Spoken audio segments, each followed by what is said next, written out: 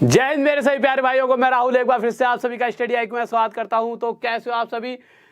और वैसे तो मुझे पता है सभी ठीक होंगे। और साथ ही आज करेंगे हम पैरेलल लाइन से रिलेटेड कुछ क्वेश्चंस करने वाले हैं। ठीक है, अच्छे क्वेश्चन उठाएंगे, बिल्कुल बहुत ही प्यारे प्यारे अच्छे लेवल के क्वेश्चन उठाएंगे। बट हाँ, ऐसी टेंशन मत लेना, समझ आएंगे नहीं आएंगे, पक्का समझ आने वाले हैं और आराम से समझ आ जाएंगे। ठीक है, तो क्वेश्चन स्टार्ट करने से पहले फिर से वही बात कि अगर जो भी चीज़ें, जैसे एक बच्चे ने भी अभी थोड़ी देर पहले कमेंट करा बहुत ही प्यारा सा कि आईपीएल तो अगले साल भी आएगा पर एग्ज़ाम इस बार ही आएंगे। और अभी ही इतनी भर्ती निकले, आपने देखा हो पिछले कुछ सालों के बाद इतनी सारी भर्तियां, और अगर आप नहीं लग पाए तो कहीं ना कहीं बहुत बड़ी आपने चूक कर दी। कहते नहीं, इतना बड़ी चूक, अपने जीवन की एक गलती जिसको आप पूरी ज़िंदगी सिर्फ सोच सकते हो, सुधार नहीं सकते, वो गलती आप कर जाओगे। तो अगर आपके पास इतना सारा खाना है, सामने रखा है, और आप मरने वाले हो और भोजन करके बच सकते हो तो कर लीजिए, अभी मौका है। उसके बाद फिर पूरी ज़िंदगी सिर्फ छोटे खाने के लिए इतने सारे लोग तो रहेंगे।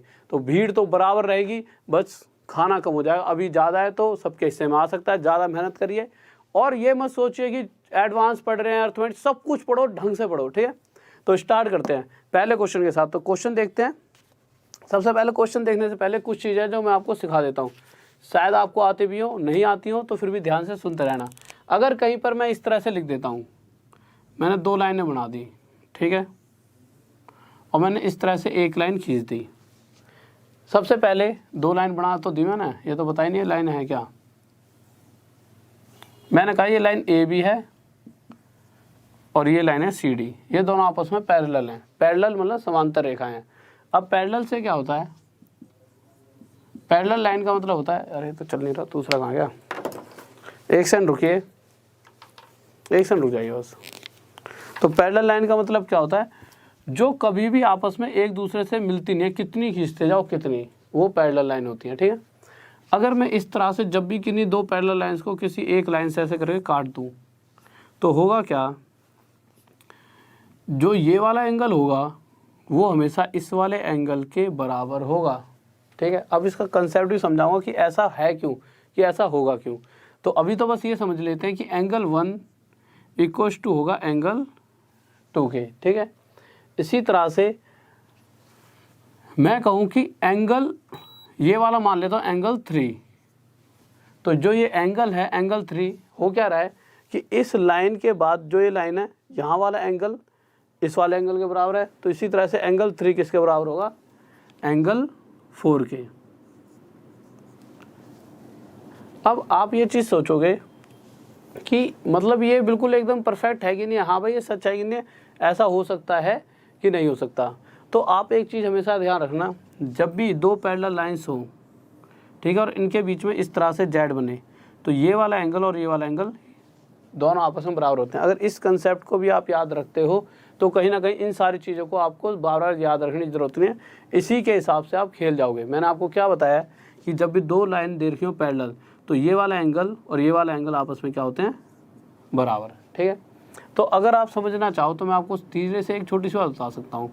मैं क्या कहूँगा यार कि अगर ये 2 पैरेलल लाइन्स हैं, एक ये रही और एक ये रही, अगर ये करके ऐसे जेड बनना है कि नहीं बनना, तो आप क्या देखोगे कि अगर जेड बनना है तो ये वाला एंगल और ये वाला एंगल बराबर होगा। तो मैं कहूँगा एंगल 2 है और एंगल इसको 5 मान लेता हूँ, ये दोनों आपस में बराबर हैं, एंगल 2। अब ध्यान से सुनेंगे, इन चीज़ों क्लियर हो जाएंगी जिससे कि हाँ ये दोनों बराबर क्यों थी। ठीक है, और फिर लिखवा भी दूंगा मैं यहाँ पर ध्यान से। ठीक है, तो मैंने आपसे क्या कहा है कि एक चीज़ याद रखना कि कभी भी ऐसे बन जाए जेड, या फिर जेड ऐसे बन सकता है, तो ये वाले एंगल हमेशा क्या होते हैं? बराबर। अगर ये दोनों आपस में बराबर हैं तो होगा क्या? अगर मैं कहूँ कि ये वाला एंगल 3 है, तो आप सभी को पता है किसी भी लाइन पर अगर इस तरह से कोई भी एंगल दे रखा हो, इस तरह से बना हुआ, उसका टोटल हमेशा 180 डिग्री होता है। ये एंगल 5 और एंगल 3 मिलके दोनों कितना बना रहे हैं? ये दोनों मिलकर 180 डिग्री बना रहे हैं। तो आप क्या कहोगे? एंगल 5 प्लस एंगल 3 कितना है? Angle 5 plus angle 3 equals to 180 degree है। इतनी सी बात आपके समझ आ गई। और मुझे ये भी पता है कि एंगल 5 एंगल 2 के बराबर है। यहाँ पर लिख देता हूँ, एंगल 5 एंगल 2 के बराबर है। तो आप क्या कह सकते हो, आप ये कह सकते हो कि अगर एंगल 5 की जगह मैं एंगल 2 रख दूं तो angle 2 plus angle 3 equals to कितना हो जाएगा 180 डिग्री। मैं एंगल 5 की जगह एंगल 2 किस कैसे रख सकता हूं, क्योंकि मुझे पता है ये दोनों आपस में बराबर है। तो एंगल 2 और एंगल 3 इक्वल्स टू 180 डिग्री। तो मैंने देखा कि इन दोनों का टोटल भी 180 डिग्री है। पहली बात तो ये क्लियर होगी कि इन दोनों का टोटल 180 डिग्री होगा। इसी तरह से अगर मैं यहाँ पर एक एंगल रख दूँ, एंगल 6 बोल देते हैं जिसको, इन दोनों का टोटल भी 180 डिग्री ही होगा। यही सेम कंसेप्ट यहाँ पर भी लग जाएगा। तो आपने देखा अंदर वाले जो एंगल होंगे पैरेलल लाइंस के, उन दोनों का टोटल हमेशा 180 डिग्री होगा। पहली चीज़ क्लियर हो गई। अब दूसरी चीज़ पर आते हैं कि ये और ये बराबर कैसे होंगे। तो देखते हैं कैसे बराबर होंगे, ठीक है। उसके बाद बहुत प्यारे प्यारे क्वेश्चंस करने वाले हैं। तो हम देखते हैं, हमने देखा यार कि अगर मैं इस लाइन को ऐसे खींच देता हूँ, सबसे पहली बात तो एंगल 3 प्लस एंगल 2 आपको पता लग गया 180 डिग्री है। और अगर मैं इसे एंगल 1 ले लेता हूँ और इन दोनों का टोटल मैं अगर आपसे पूछूं तो आप 1 मिनट में बता सकते हो। इसे हटाता हूँ, इन दोनों का टोटल पूछूंगा तो आप कह सकते हो दोनों का टोटल 180 डिग्री है। तो एंगल 3 प्लस एंगल 1 भी कितना है 180 डिग्री। तो आप एक चीज़ देख सकते हो, एंगल 3 के साथ कुछ भी प्लस करो, कुछ ऐसी वैल्यू एंगल 3 की जैसे मैंने वैल्यू मान ली, यहाँ पर कितनी डिग्री है 70 डिग्री। तो यहाँ पर भी तो एंगल 3 की वैल्यू 70 डिग्री रहेगी। तो यहाँ से अगर आप एंगल 2 की वैल्यू निकालोगे तो वो भी उतनी आएगी जितनी एंगल 1 की वैल्यू आने वाली है। तो आपने यहाँ से साफ साफ देखा भाई एंगल 3 तो दोनों में कॉमन है ही। इस एंगल 1 को यहाँ लिख दूंगा तब भी टोटल 180 डिग्री है, एंगल 2 यहाँ लिख दूंगा तब भी। तो ये दोनों आपस में क्या हो जाएंगे बराबर। तो यहाँ से पता लगा मुझे एंगल 2 और एंगल 1 भी आपस में बराबर होंगे। जिस तरह से एंगल 2 और एंगल 1 बराबर हैं, इसी तरह से ये वाला और ये वाला भी आपस में बराबर होगा। तो ये दोनों भी आपस में बराबर होंगे। इसे एंगल 7 मान लेता हूँ। तो एंगल 6 प्लस बराबर एंगल 7 होगा। यहाँ तक किसी बच्चों डाउट, ठीक है। अब देखिए यार एक सेकंड, तो अब होगा क्या, एक सेकंड देख लेते हैं। अब होगा क्या, अगर मैं यहाँ पर कोई, पहले यहाँ पे एंगल 5 था, ठीक है। अगर मैं यहाँ पे कोई एंगल बना दूँ और इसको एंगल 6 है और इसको मैं देता हूँ क्या नाम एंगल 8, तो ये दोनों भी आपस में बराबर होंगे। और इसको दे देता हूँ एंगल 4, तो ये दोनों भी आपस में बराबर होंगे। ये चीज़ अब आप समझ चुके होंगे, ठीक है। क्वेश्चन पे आते हैं सीधा डायरेक्ट, बहुत ही प्यारे से क्वेश्चन पर। तो क्वेश्चन लेते हैं, क्वेश्चन क्या करा है देखिए। क्वेश्चन ले लेते हैं पहला,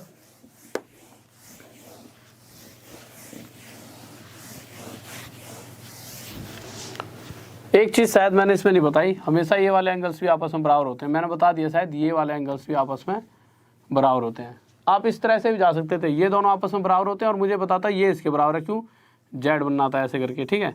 तो ये इसके बराबर है और ये इसके बराबर है, तो ये दोनों भी आपस में बराबर हैं। इतना ज़्यादा सोचने की जरूरत भी नहीं थी, ठीक है। इससे भी आप चीज़ों को और जल्दी समझ सकते थे। आप समझ आ रही है ये वाली बात, ठीक है। तो क्वेश्चन लेते हैं क्या कह रहा है। तो क्वेश्चन कह रहा है हमारा, ध्यान से देखेंगे, इस तरह से एक फिगर दे रखी है और ये ऐसे है और इसके एक पैरेलल लाइन यहाँ पर ऐसे खींची हुई है, ठीक है। एक सेकंड रुकिए।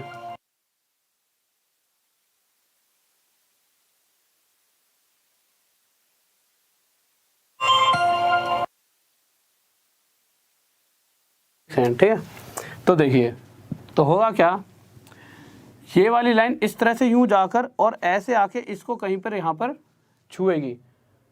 पर क्वेश्चन कह रहा है कि जो पैरेलल लाइन से, एक तो ये ए बी है जो कि पैरेलल है किसके, इस वाली लाइन सी डी के।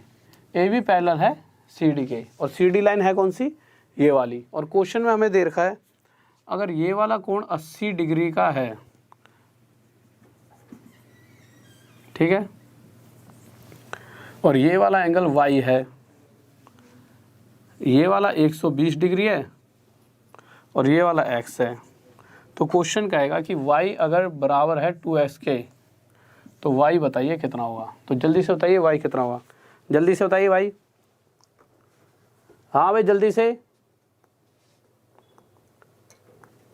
हाँ भाई सोलंकी भाई क्या बात हो गई है, कैसे, पढ़ लो भाई पढ़ लो हैं।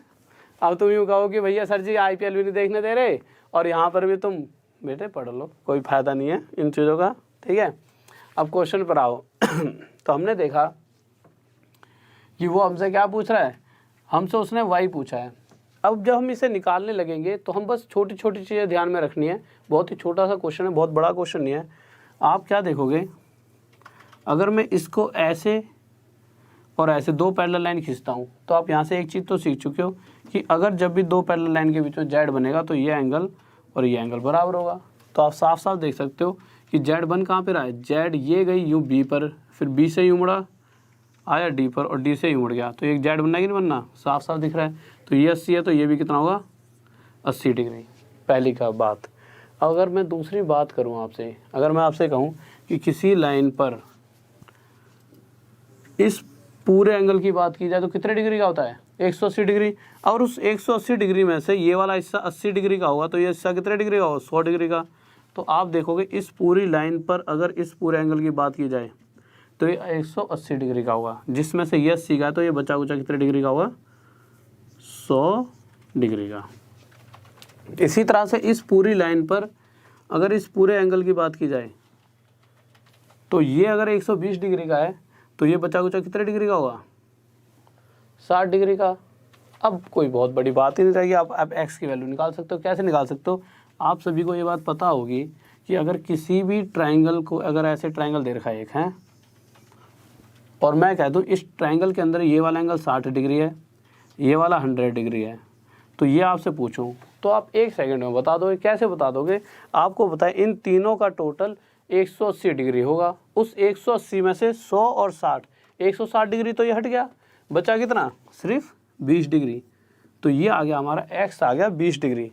अगर x की वैल्यू 20 डिग्री है और अगर मैं यहाँ पर x की वैल्यू 20 रख देता हूँ तो आप क्या देखोगे 2 गुणा में x मतलब 20 हमारा y है, तो y कितना आ गया 40 डिग्री, और यही क्या आ गया हमारा आंसर। इस बात में किसी बच्चों को डाउट, जल्दी से बताइए।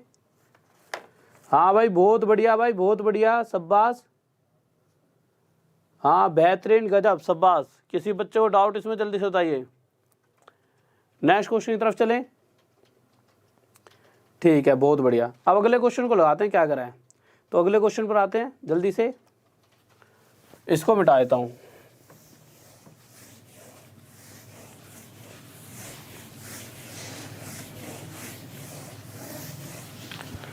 तो अगला क्वेश्चन देखिए, अगला क्वेश्चन क्या कहना चाहता है। अगला क्वेश्चन कह रहा है, ध्यान से सुनिए, ठीक है। अगला क्वेश्चन कह रहा है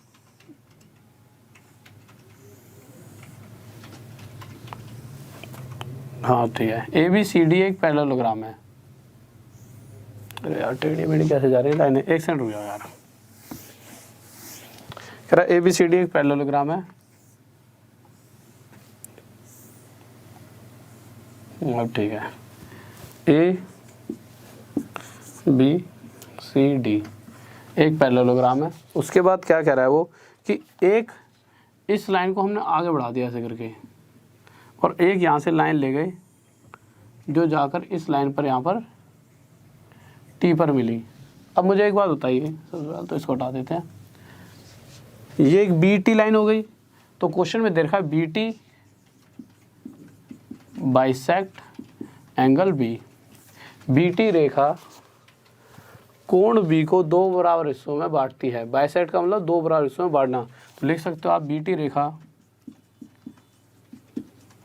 कोण B को 2 बराबर हिस्सों में बांटती है, 2 बराबर हिस्सों में बांटती है। उसके बाद क्वेश्चन में हमें दे क्या रखा है, क्वेश्चन में दे रखा है कि हमें TD की वैल्यू बताओ कि TD की लेंथ कितनी होगी, ये तो हमें पूछा गया है।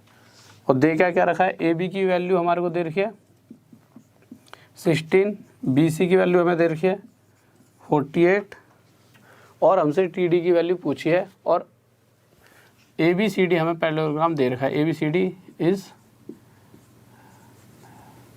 या फिर पैरेललोग्राम ऐसे लिख लो, इतना बड़ा क्यों लिख रहा है यार, पैरेललोग्राम, ठीक है, कि ABCD एक समांतर चतुर्भुज है। तो हमें TD की लेंथ बतानी है, तो जल्दी से बताइए TD की लेंथ क्या होगी। ABCD एक पैरेललोग्राम है, समांतर चतुर्भुज है, ठीक है, समांतर चतुर्भुज, चतुर्भुज भी लिखना, लो लिख देते हैं। अरे मात्रा में गलती हो सकती है, ठीक है, हो गई पक्का गलती।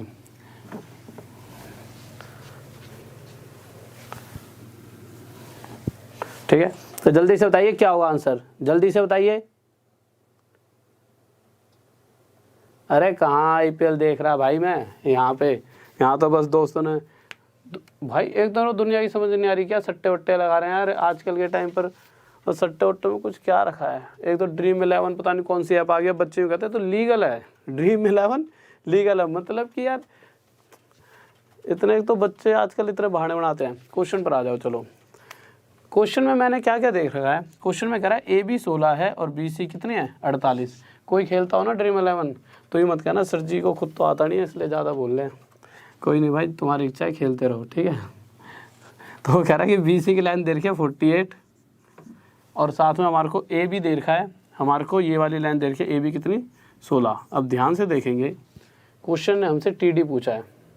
आप मुझे एक छोटी सी बात बताइए, अगर मैं देखूं कि और भी कुछ दे रखा क्वेश्चन ने, और कुछ नहीं दे रखा, ठीक है। अगर आप एक बात देखोगे यार, तो आप क्या देखोगे अगर ये पैरेललोग्राम है, पैरेललोग्राम का मतलब क्या है। सबसे पहले तो एक बात ये बताओ, अगर मैं इस पूरे एंगल में ऊपर वाले हिस्से को थीटा मान लेता हूँ तो ये नीचे वाला हिस्सा कितना बन जाएगा थीटा का। अब कुछ बच्चे कहेंगे सर ऐसा कैसे हो गया यार, दोनों थीटा कैसे हो गए।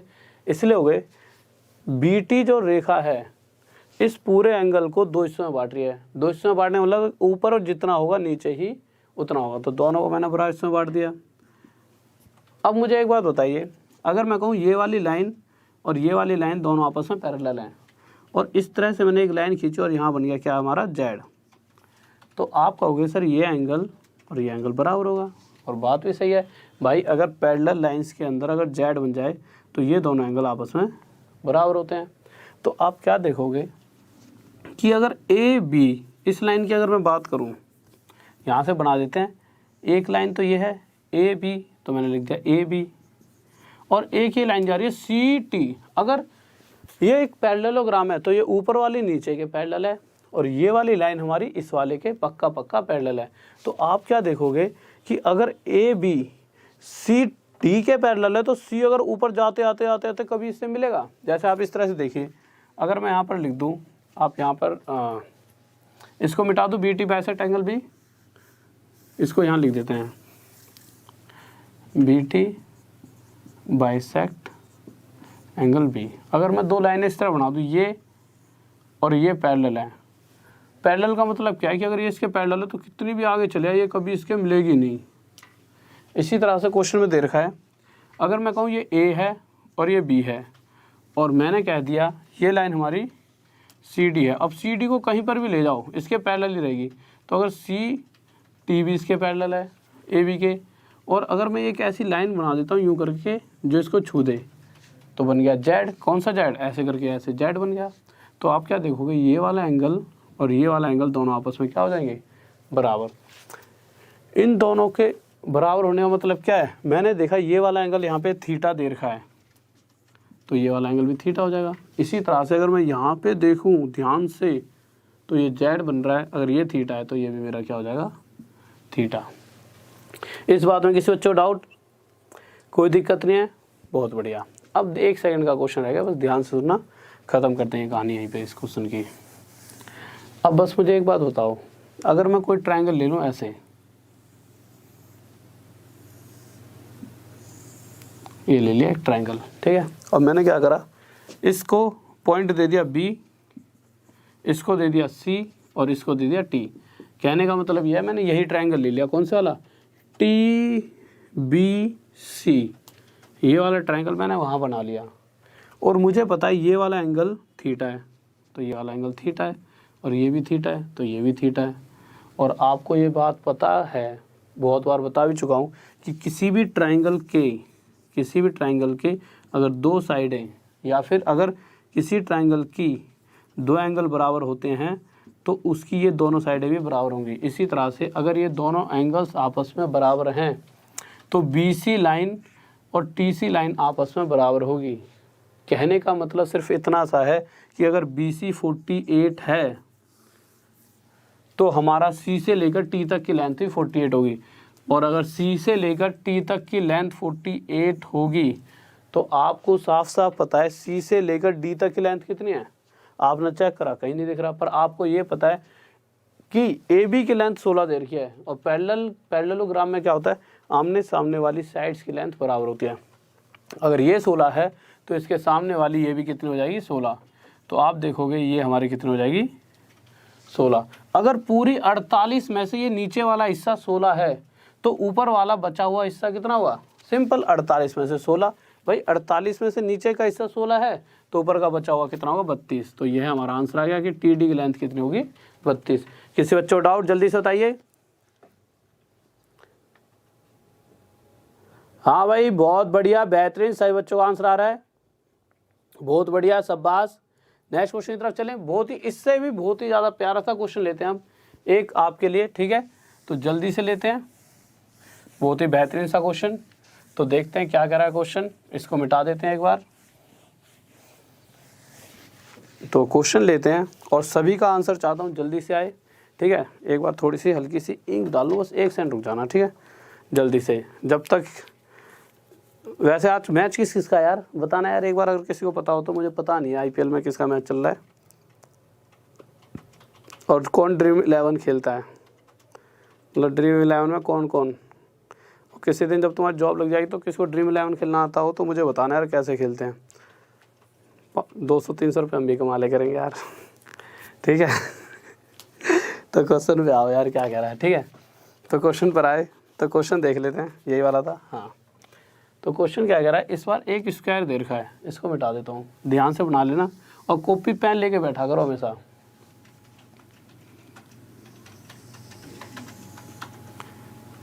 ये रहा एक स्क्वायर,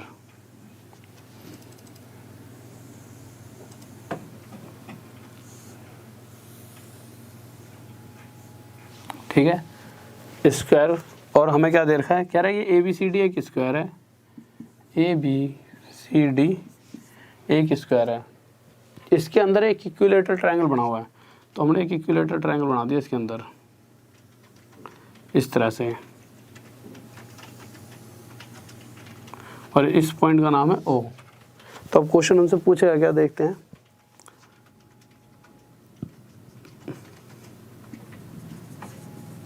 क्वेश्चन हमसे ये वाला एंगल पूछ रहा है M, ये एंगल M कितना होगा। फिर से देख लेते हैं क्वेश्चन क्या कर रहा है, ABCD is a square, ABCD एक वर्ग है, ठीक है। साथ में क्या दे रखा है, BOC is an equilateral triangle, BOC is an equilateral triangle, BOC एक समबाहु त्रिभुज है, ठीक है। हिंदी में लिख देते हैं, BOC एक समबाहु त्रिभुज है। अब हमसे पूछ क्या रहा है, कह रहा है कि एंगल M बताइए, ये वाला एंगल कितना होगा। तो एंगल M बताइए कितना होगा, तो जल्दी से बताइए एंगल M। आप सभी के पास समय है बहुत ज़्यादा, तो जल्दी से करें। अच्छा बिंदास, बहुत बढ़िया, शाबाश लड़के। तभी मैं कहूँ कि यहाँ पे पढ़ाई क्यों नहीं करने आ रहा है। सही जा रहा है भाई, सही जा रहा है। 700 रुपये जीत लिए और अकेले अकेले और पार्टी वार्टी में दिया है। कोई नहीं कोई नहीं, चलो आ जाओ क्वेश्चन पे आ जाओ, खिलाऊं तुम्हें IPL अभी है। चुपचाप क्वेश्चन पढ़ाई वढ़ाई कर ले करो। कह रहा एंगल M बताओ। तो अब एक चीज़ देखो यार, हमें इस क्वेश्चन के अंदर दे क्या रखा है, हमें सिर्फ इतना सा दे रखा है कि ABCD तो एक स्क्वायर है, हिंदी वाला सुन लो, एक वर्ग है, ठीक है, पहली लाइन। और दूसरी लाइन ये कि जो ये BOC जो ट्रायंगल है ये एक इक्विलेटरल ट्रायंगल है, समबाहु त्रिभुज है, ठीक है। अब सोल्व करके देखते हैं। अब मुझे एक छोटी सी बात बताओ, अगर मैं इस वाली लाइन को A मान लूँ, मतलब अपनी, मैंने कहा कि भाई स्क्वायर की लेंथ मैंने A मान ली, तो ये भी यहाँ से लेकर यहाँ तक A होगी, और ये भी क्या होगी A, और ये भी क्या होगी A, ठीक है। दूसरी बात, आपको ये पता होगा सभी को कि स्क्वायर के सभी एंगल्स, ये वाला एंगल भी 90 डिग्री का होता है, ये भी 90 का, ये भी 90 का और ये भी कितने डिग्री का होता है, 90 डिग्री का। अगर मैं आपको ये कहूँ, उससे पहले एक चीज़ और, BOC एक इक्विलेटरल ट्रायंगल है। इक्विलेटरल ट्रायंगल कौन सा होता है? वैसे तो आप सभी को पता होगा, अगर ना पता हो तो देख लो। इक्विलेटरल ट्रायंगल वो होता है जिसकी सभी साइड्स, ये तीनों साइड्स आपस में क्या होती हैं, बराबर। और अगर तीनों साइड आपस में बराबर होंगी तो इसके तीनों एंगल्स भी आपस में बराबर होते हैं, इसीलिए तीनों 60-60 डिग्री के होते हैं। अब तीनों 60-60 के क्यों होते हैं? क्योंकि अगर तीनों बराबर हैं तो 180 डिग्री तीनों में जब बटेगा तो 60-60 डिग्री तीनों के हिस्से में आ जाएगा। तो ये भी 60 डिग्री, ये भी 60 और ये भी हमारा कितना हो जाएगा, 60 डिग्री। इतनी सी बात आपको समझ आ चुकी होगी, ठीक है। तो आप यहाँ से साफ कह सकते हो, अगर BOC एक इक्विलेटरल ट्रायंगल है तो आप क्या कहोगे, ये वाला एंगल कितने डिग्री का हो जाएगा, 60, ये वाला एंगल हमारा 60 और ये वाला भी 60 डिग्री का हो जाएगा। अब आप क्या देखोगे कि स्क्वायर का हर एंगल 90 डिग्री का होता है। अगर ये पूरा एंगल 90 डिग्री का होगा तो यहाँ से आप क्या देखोगे, ये हिस्सा 60 डिग्री का है तो ये बचा हुआ हिस्सा 90 में से 60 गए 30। इसी तरह से ये 60 है तो ये नीचे वाला हिस्सा 30, 60 और 30 90 है। अब मुझे एक छोटी सी बात बताइए, अगर ये एक इक्विलेटरल ट्रायंगल है और इक्विलेटरल ट्रायंगल की ये वाली साइड A है तो इक्विलेटरल ट्रायंगल की ये वाली साइड भी A होगी और ये वाली साइड भी कितनी होगी, A। क्यों होगी? क्योंकि तीनों साइड उसकी बराबर होती हैं। अगर मैं इस और इस वाले ट्रायंगल की बात करता हूँ, कौन से वाला ट्रायंगल, यहाँ पे बना लेते हैं एक बार जिससे आप ढंग से समझ पाओ किस वाले ट्रायंगल की बात कर रहा हूँ। अगर मैं इस ट्रायंगल की, एक तो जो यूं लाइन जा रही है, एक यूं आ रही है और एक यूं आ रही है, ABO, इस ट्रायंगल की अगर मैं बात करूँ ABO, तो आप देखोगे AB की लेंथ कितनी है क्वेश्चन के अंदर, A, और OB की लेंथ भी कितनी है, A। अगर ये दोनों लाइनें आपस में बराबर हैं तो ये दोनों एंगल भी बराबर होंगे। और अगर मैं आपसे एक छोटी सी बात कहूँ कि ये कोण 30 डिग्री का है और इन तीनों, इस ट्रायंगल के तीनों एंगल कोणों का जोड़ 180 डिग्री होता है, सभी को पता है। अगर उसमें से 30 डिग्री में हटा दूं तो बचा 150, इन दोनों का टोटल 150 है और मुझे पता है ये दोनों आपस में बराबर हैं। तो 150 इन दोनों में जब बटेगा तो कितना कितना बढ़ जाएगा, ये 75 हो जाएगा और ये नीचे वाला भी 75 डिग्री का हो जाएगा। इसी तरह से अगर मैं इसकी बात करूँ, ये 30 है और ये दोनों साइडें बराबर हैं तो ये दोनों एंगल भी बराबर होंगे। 30 हटा दिया 180 में से तो बचा 150, जो कि इन दोनों में 75 और 75 बट जाएगा।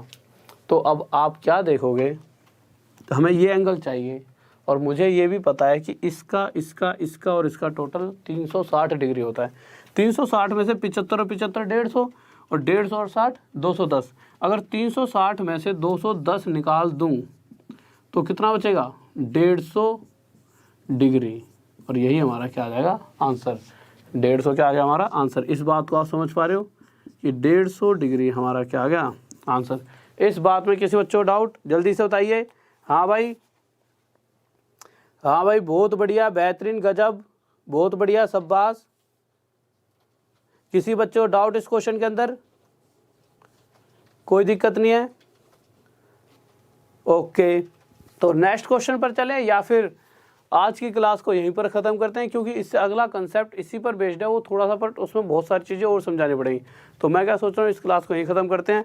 पर उससे पहले अगर आप कहोगे नहीं सर कंटिन्यू रखो तो कंटिन्यू रखेंगे। अगर IPL देखना है तो वैसे IPL देखना तो बहुत बुरी बात है, मुझे तो वैसे अब आज पे कुछ बच्चे जो IPL देख रहे होंगे उनसे मैं बहुत ज़्यादा गुस्सा हूँ, यार ऐसे कैसे, यार मेहनत का मतलब तो मेहनत ही होना चाहिए ना, ठीक है। बट चलो कोई नहीं, तुम्हारी इच्छाएँ हैं, ओके। तो अगली क्लास में कंटिन्यू रखेंगे, ठीक है।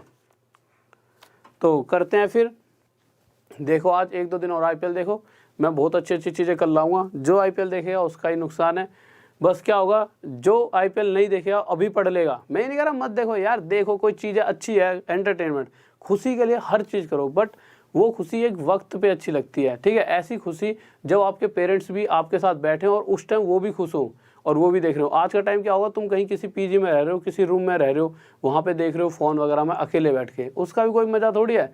बचपन में मज़ा आता था कि अब तो ये ड्राइवर छक्का मारने वाला है, और ड्राइवर कभी छक्का नहीं मारता था, मतलब समझ रहे हो। तो इस तरह से पापा कहते थे देखो ये मारे इतने मारे, वो वाला कंडीशन हो ना, तब तो देखने में मज़ा भी। अकेले फ़ोन में देखते रहो, एन्जॉयमेंट एन्जॉय मतलब खुशी, जो मस्ती है ना, मस्ती की तरह होनी चाहिए। आधी मस्ती भी समय है, पढ़ लोगे तो अच्छा रहेगा, और खुद भी समझदार हो। मैं बार बार अगर कहूँगा तो आपको ये लगेगा क्या सर समझाते रहते हैं यार, हमें पता नहीं है क्या। तो आज के समय में हर कोई खुद होशियार है, अपने आप में समझदार है। तो मैं बार बार कहूँगा तो भी आपको अच्छा नहीं लगेगा, बट हाँ बस इतना कहूँगा, एक अच्छे समय के साथ सारी चीज़ें करी जाएंगी तो अच्छा लगेगा। और ऐसा भी हो सकता है कि हम और आप साथ में बैठ के देखें यार, वो ज़्यादा बेटर है ना, तो जॉब लो जल्दी से, फिर सारी चीज़ें करते हैं, ठीक है। तो ओके स्टूडेंट्स, तो सबसे पहले आप सभी के लिए सबसे मेन चीज़, लाइक कर दो। लाइक तो देखियो 7-8 इतने सारे बैठे रहते हो, और लाइक से ज़्यादा तो यूँ पड़ी रहती है आईपीएल में क्या चल रहा है। अरे एक बार लाइक करके चले आया करो, ठीक है। तो जल्दी से लाइक कर दीजिए, और साथ में सब्सक्राइब कर लिया करो चैनल को, जिससे और भी अच्छी अच्छी वीडियोस आप तक टाइम टू टाइम पहुंच सके। और सबसे लास्ट कुछ चीज़,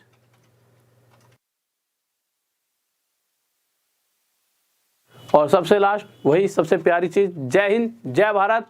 और आप सभी भी सबसे पहले कोई बच्चा नया जुड़ा करे तो जय हिंद जय भारत का कमेंट तो छोड़ ही दिया करो, जिससे मुझे पता लग जाए ये मेरा प्यारा विद्यार्थी जो पहली बार जुड़ा है, ठीक है। तो ओके स्टूडेंट, जय हिंद जय भारत, लव यू सभी को।